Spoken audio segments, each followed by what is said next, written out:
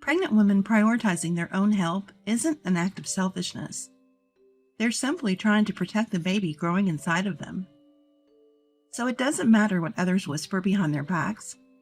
Harassment and negative comments don't matter at all, because it's all about protecting that precious baby. Every day, both my baby and I face life with that conviction. A mother-in-law who endangers two innocent lives, I will never forgive her. I'm currently 9 months pregnant. My belly sticks out so much that it's hard to even see my feet. This is my first pregnancy, and next month I'll be giving birth. My emotions, probably due to hormone fluctuations, are like a roller coaster. But my husband has been my rock throughout, supporting me wholeheartedly. On his days off, he'd take over all household chores just to let me rest. Potassium is good for swelling. That's why I made a cucumber and chicken salad for you. He does so much for me and our baby. I'm incredibly grateful for him. However, there was one person who tried to get in our way. She's getting too spoiled, isn't she? The one casting a sharp gaze, specifically at me, was our live-in mother-in-law. Living with her was not our choice, but a result of her cunning plan. Just a few years ago, mother-in-law lived with father-in-law in a single-family home. After father-in-law passed away, she felt the house was too big and decided to move to public housing. Getting a place in public housing requires waiting for your turn, and it's highly competitive.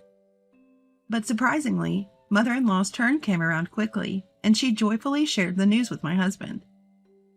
To help her pack, my husband and I spent every weekend at her house. But mother-in-law barely lifted a finger, just giving orders.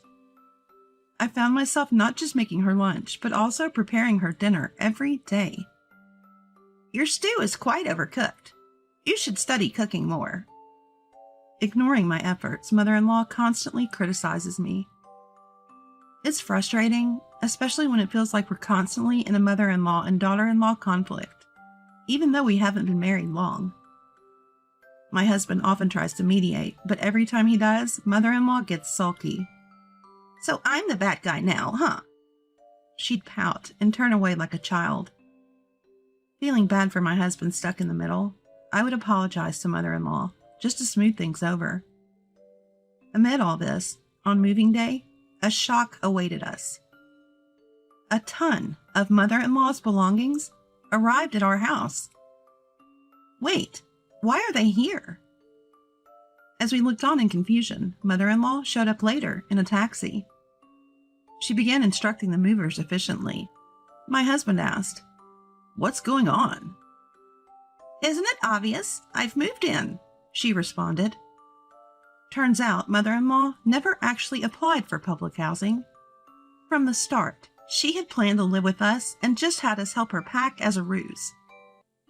Room by room, her stuff began filling spaces we had planned for our future children. She seemed irritated by our displeasure and made snide comments loud enough for the movers to hear. I get it. I'm an inconvenience. But do you think I can live alone at this age? The thought of something happening terrifies me.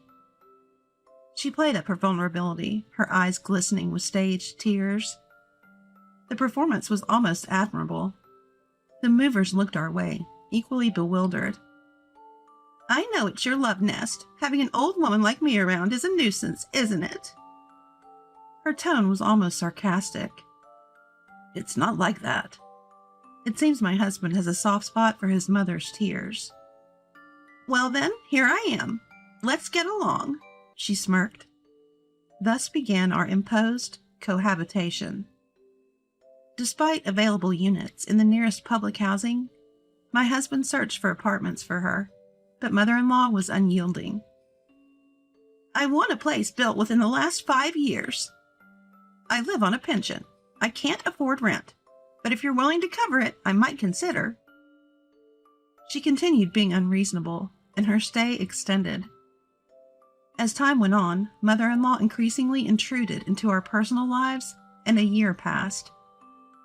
Being the daughter-in-law, I felt unable to voice my concerns. Eventually, even my husband began to see her constant presence as the new normal. with mother-in-law always watching. I found no place in the house where I could truly relax. Soon after, I discovered I was pregnant. Both my husband and mother-in-law were overjoyed. The same mother-in-law who had treated me poorly seemed eager to help me for the sake of her future grandchild. But when she found out the baby was a girl, her attitude shifted. "Why isn't it a boy? You really are a disappointment." She reverted to her mean-spirited self. Even when I felt dizzy from anemia or had to lay down because of contractions, mother-in-law would expect me to do household chores without hesitation. My husband was the only one who would stand up for me against mother-in-law. But lately, he's been swamped with work and often returns home after 10 p.m. During times when I felt physically exhausted, I wanted to avoid worrying about household issues. I decided to steadfastly bear the current situation. I resolved to endure it until the birth of our child. But there's a limit to how much one can tolerate.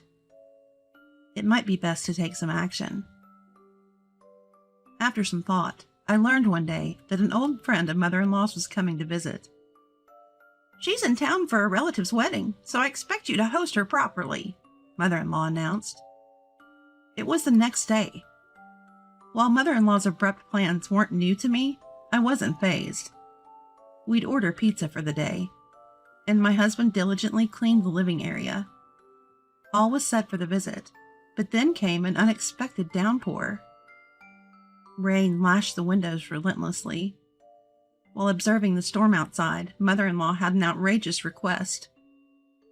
"Given this rain, my friend might be stranded at the airport. Could you pick her up?" "What?"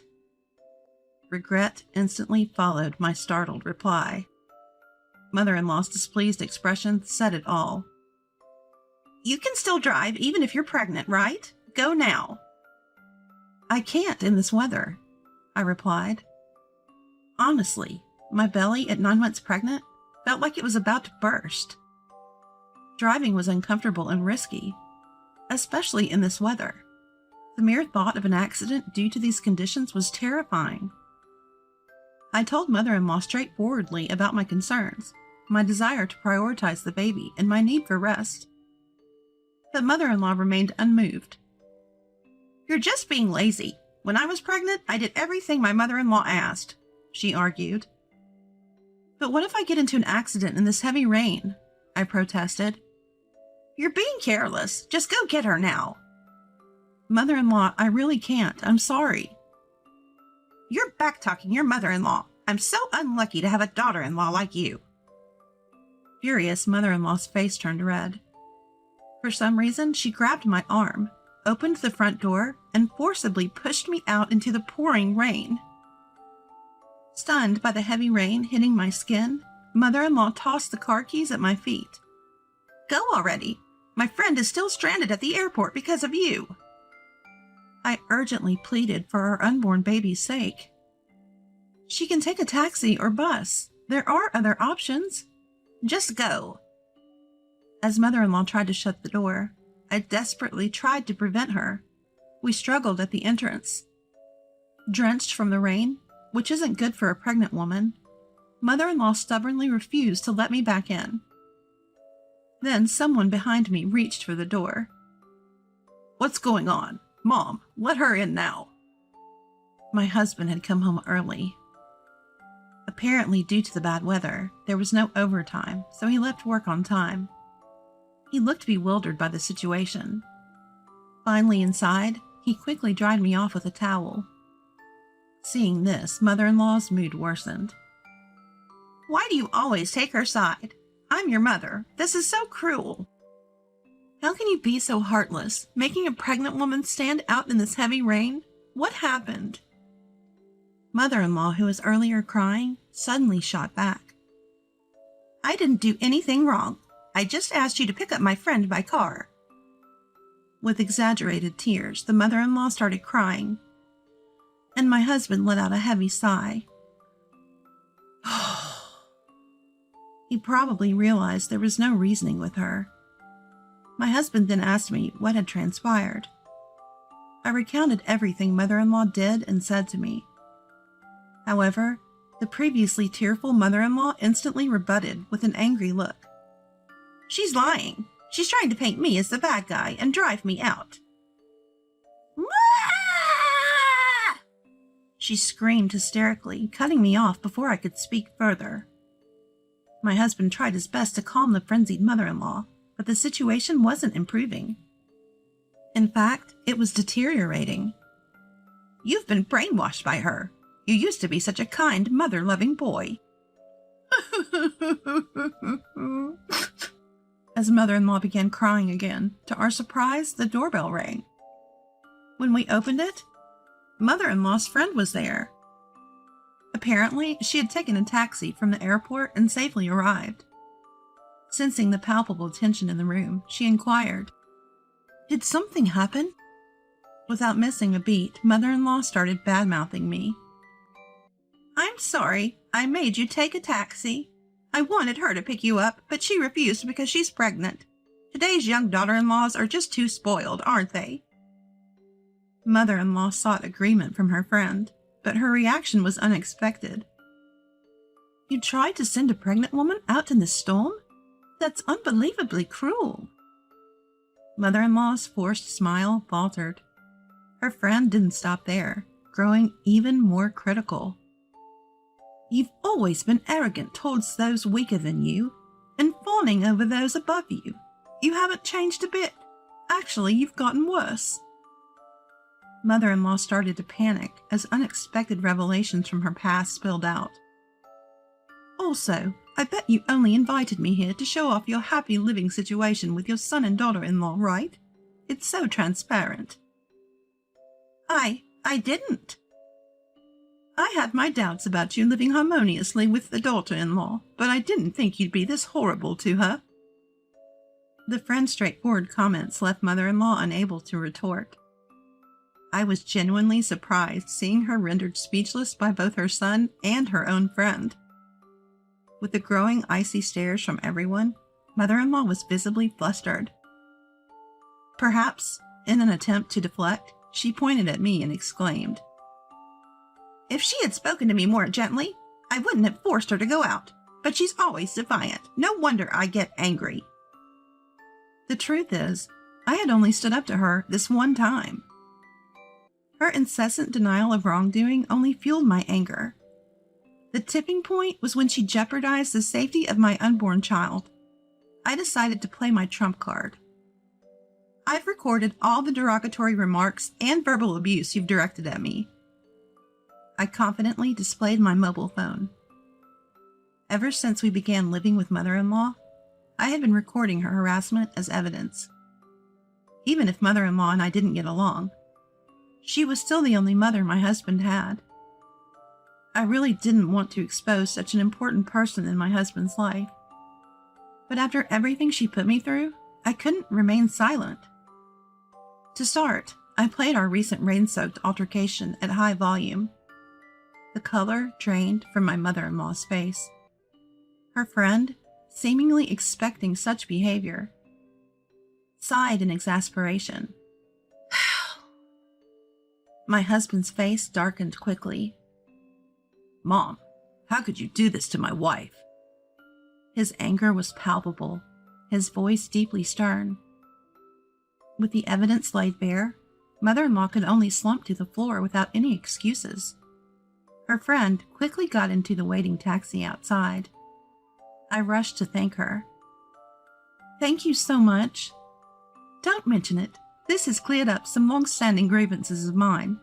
She's always been this way, but I'm relieved to see your husband turned out all right. Have a healthy baby, okay?" Back of the doorway stood a slumped mother-in-law and a towering, displeased husband. "Would you prefer a care facility or an apartment to live alone?" It seemed my husband had decided to end our living arrangement with mother-in-law, presenting her with two choices. "I'm truly sorry. I'll make up for it for the rest of my life. Please don't abandon me." Despite mother-in-law's pleas, my husband's stance was unyielding. He told her to decide by the next day and then withdrew to our room. I didn't speak to mother-in-law and quickly began preparing dinner. Even when it was time for dinner, mother-in-law remained motionless in her spot. The friend who had come to our aid had attended our wedding. While at our table, she whispered, offering her support for any future troubles with mother-in-law. I remembered this gesture and had called her, seeking a witness to the torment. That's why she had visited, using a relative's wedding as an excuse. Mother-in-law initially resisted both the idea of living alone and moving into a care facility, but my husband made the final decision to place her in care. Thankfully, she had sufficient funds from father-in-law's inheritance and her savings. We became estranged from her.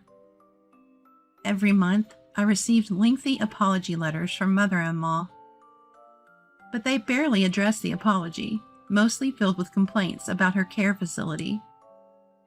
Feeling constantly watched, feeling she wasn't that old to need such care, I had no intention to act on her grumblings. My husband began to refuse her letters, and we lost contact entirely. On my due date, I gave birth to a healthy baby girl. Now, without mother-in-law around, we're tirelessly raising our child. This is what marital bliss looks like. Every day, I exchange smiles with my husband. We hope to live peacefully, just the three of us, for years to come.